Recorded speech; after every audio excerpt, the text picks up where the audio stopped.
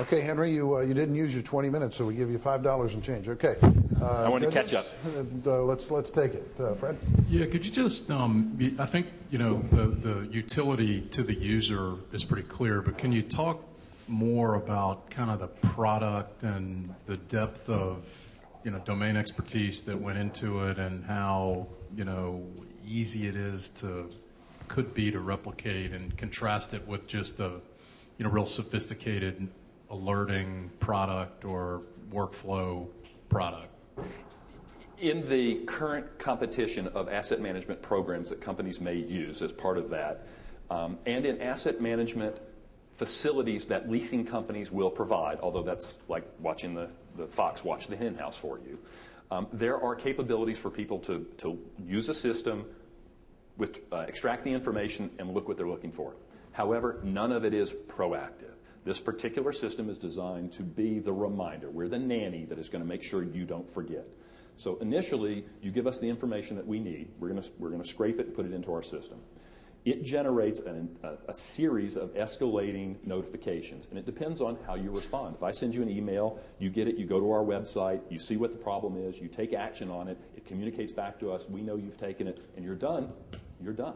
However, also built into the system is the ability for you to snooze it, for you to be able to say, I need more time on this, to let us know that the thing has been taken care of or that we need you to contact.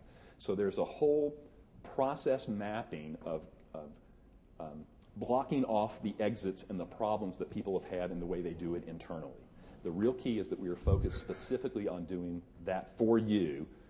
Did that answer? Well, and how specific is that to the leasing problem, if you will? I mean, help me understand kind of how you overlay the domain expertise with that sophisticated alerting system. In this particular case, we went after equipment leasing because we had the background and the knowledge and had seen the problem and had seen corporate America for the last 20 years try and address it and not be capable of doing it. Okay, so the key for us is to look for any place that has a negative consequence for you, the user, if you don't remember to do something long-term out. Now, there are clients that do a good job of this and have never had a renewal. And if I talk to them about the pain and such, they're going to say, it's not a problem for me. But it's $37 billion a year. We can target the specific lessors and the specific lessees who have this particular problem. Now, we take that marketplace and we grow our business from that. In software sales, in licensing renewals, in environmental regulations, all of the same things occur, only the system, since we recognized that that was going to be additional markets, was designed to make it easy to transition to that new marketplace. So it's not just a question of changing the labels, but the structure of the information flow that goes back and forth was designed to be able to take, now let's do it in environmental compliance. Now let's do it in software. Now let's do it here. That answer your question? Yes, Chris. Chris? Oh, I'm sorry. What percentage of, it sounds like there's a couple of use cases where companies have all their stuff in asset management, but they don't have the proactive notification.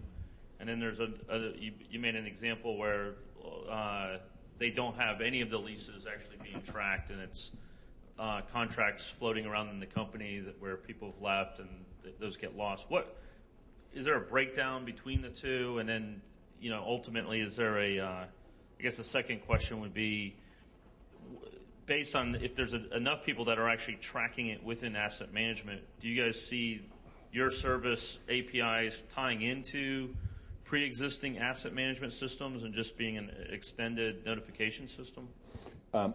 First question. About 10 to 15% of the I've never seen this lease before comes up on a regular basis in my personal experience in working with my clients. It's amazing that number is as high as it is, but because of the number of companies that buy somebody, this simply occurs.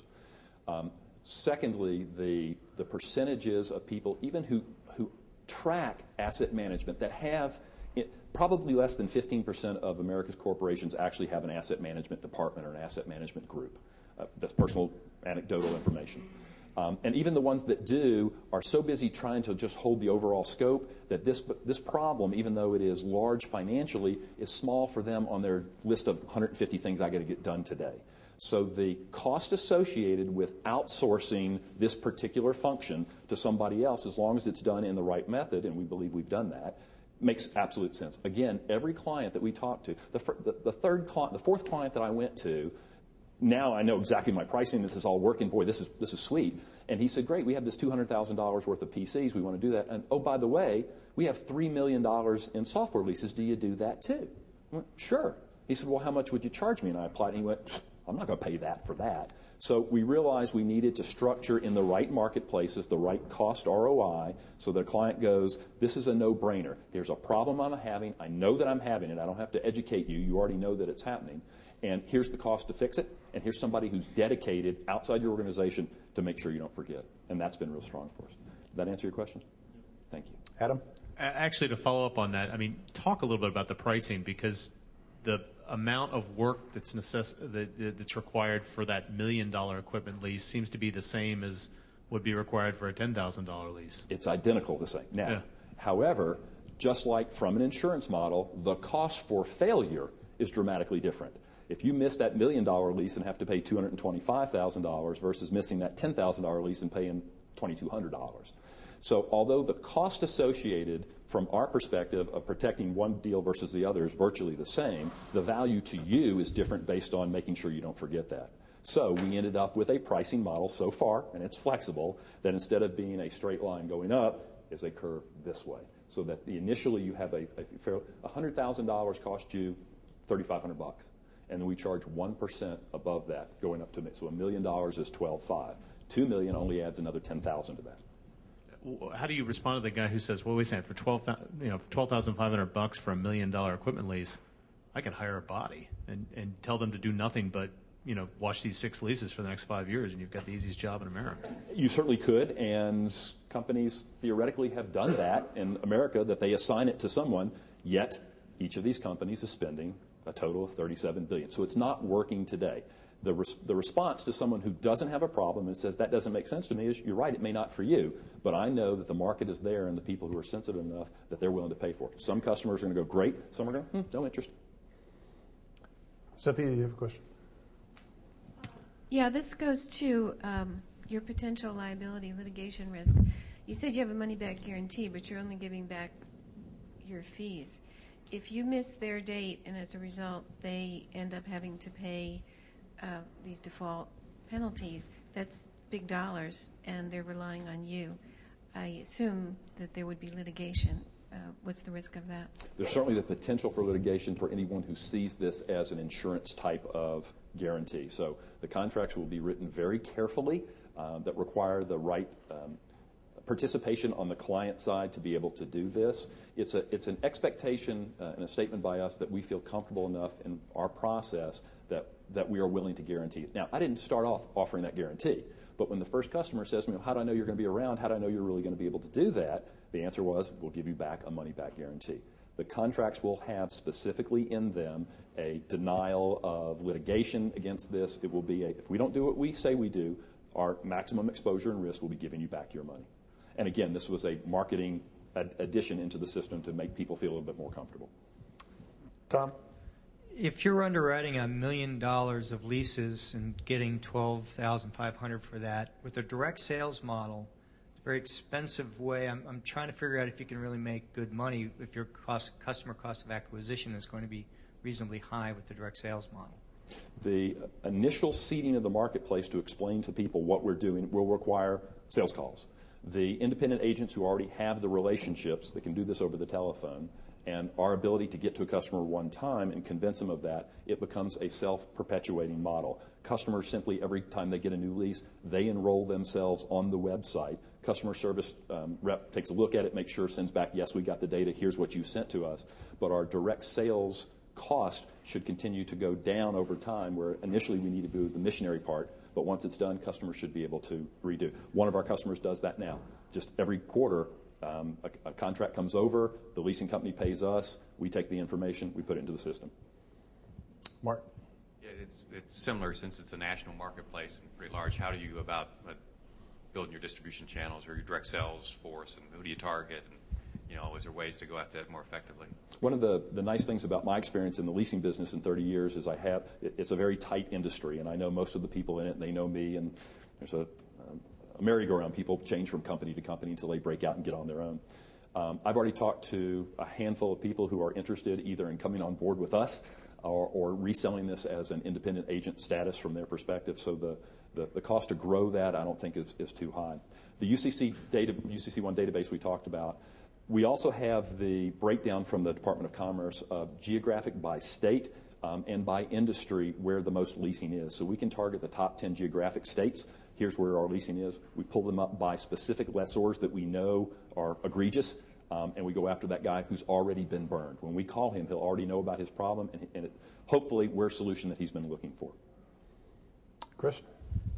Can you walk us through the process? I guess once you sign a deal with a CFO or whoever's in charge of the leases, what's the process for, I guess, getting all the lease data into the system?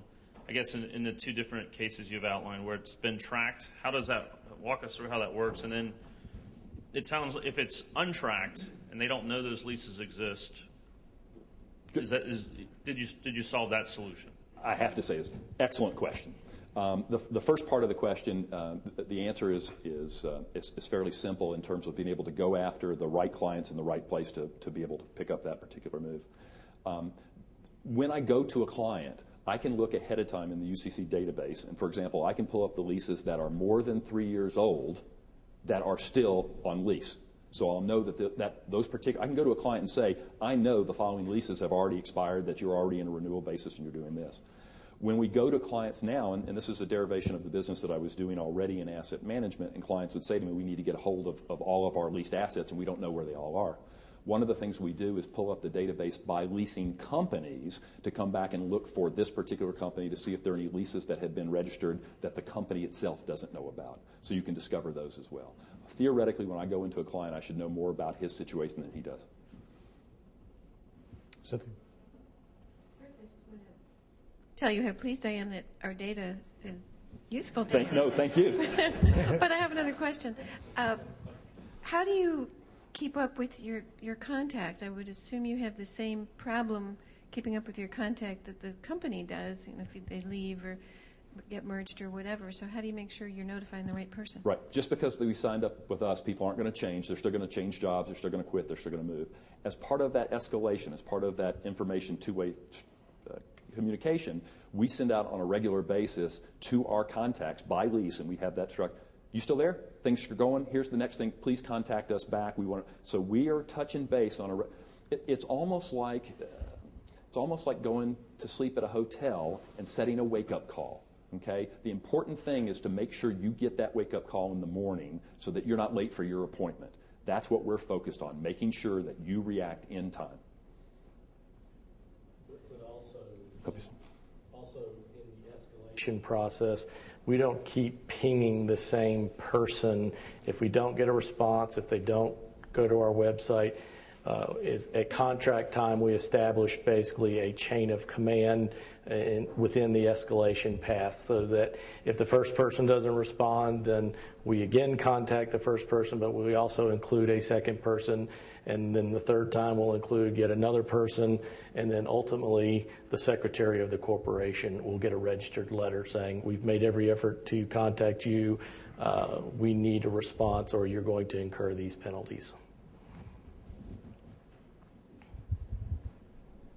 5-6 minutes. They cover it all. Any other questions? Fill a little timer. Yes. Yeah.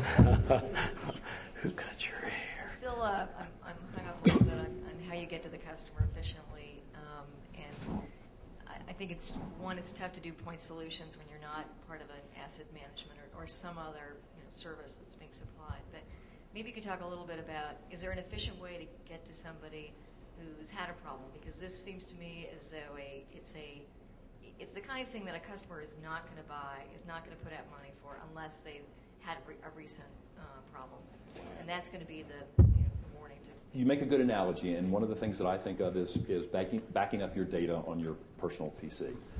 Nobody does it until the first time it crashes, and when they've lost that data, then some of them become regular adopters of that procedure. And in this particular circumstances, there are going to be clients that will call who either don't lease or have never had a renewal penalty, and they're going to say, great idea, but I don't need you. Well, I'm not trying to get every person out there. I just want to get my small percentage of that $37 billion. The clients that do know this, we can target again from this UCC1 database. There's about 8 leasing companies that are, when I say egregious, that's a nice word. They are just companies that you'll never do business with once you do business with them once. And their philosophy, quite frankly, is there's always another customer, okay? We don't worry about this. And if you haven't been in that marketplace, you don't appreciate how terrible it really is. So we're going after those companies to begin with. The genesis of the idea came from this expert testimony with Parodies, is I wanted to go burn this leasing company that was causing one of my clients to decide leasing doesn't pay for itself anymore. Remember, leasing is a financial reason. You don't do it for any other reason than to save money. And if you pay a 30% penalty after having saved 15% by leasing, you've just undone everything that you've done. So the one thing that I have no qualms or concerns about is having enough clients and enough customers that are interested in this and the ability to reach them at a low cost of acquisition through the direct mail campaign and direct calls. Adam? Yeah, just one other question. I said, you talked about continuing to contact the client.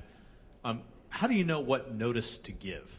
So, for example, what if 3 years down the road, I say I'm setting up with your service today, and I don't know whether I'm going to want to renew and keep that piece of equipment, or I'm going to want to return it. How does that get managed? When we take the initial lease, whether electronically or hard copy, the first thing we do is extract the data that's necessary. It takes about 3 minutes to literally look, boom, boom, boom, boom, boom. Here's our options, here's our time frame, here's our money, here's that stuff. It goes into the system. I wish we could do a demonstration of the actual software, but what happens is when you get that email notice that says you've got an alert, you need to take action, when you go to our site, it takes you there, it reminds you of why you're here, what the information is, and then you have to take specific action. You have to either click to say, okay, I want to snooze on this, I am willing to take care of this, I want to return it, I want to renew it, or I want to buy it, which are all options that we've gotten from the beginning. So the beauty of this is it only takes a couple of minutes up front to put all the information into data that then goes into the system that gives you the opportunities that you need to make. Is that self-service? I mean, do you put that information in, or does one of your employees do that? We do offer both. Either we'll do it if you want to send us the hard copy, and we'll do it. If you do it, which is our goal for you to be able to do it, we're going to check it, and then we're going to send back to you, this is the information you put in there, so that we get a confirmation that nobody's made a mistake. We're going to make FedEx look sloppy when it comes to checking and checking and checking. Excuse me, to answer your question a little differently. I'm having a complete brain breakdown here now. The different options you have on the. Well, it's not just on the options. It's if the customer is unsure of what they want to do, whether to renew, whether to buy the equipment or return the equipment, we do offer a service for additional fees where we can sit down with them and negotiate with the leasing company and help them make an informed decision. We will do project management for those people at the end of the lease who say, hey, can you just take care of it for me at an additional charge, at a hefty additional charge. A reasonable additional charge. All right. Thank you all for your time and attention. Hopefully you caught up a little bit on that time and for listening to all of us. All 4 of the teams did a great job here today, and we consider ourselves winners just being with that group. So thank you. Henry Dan from ProperNotice.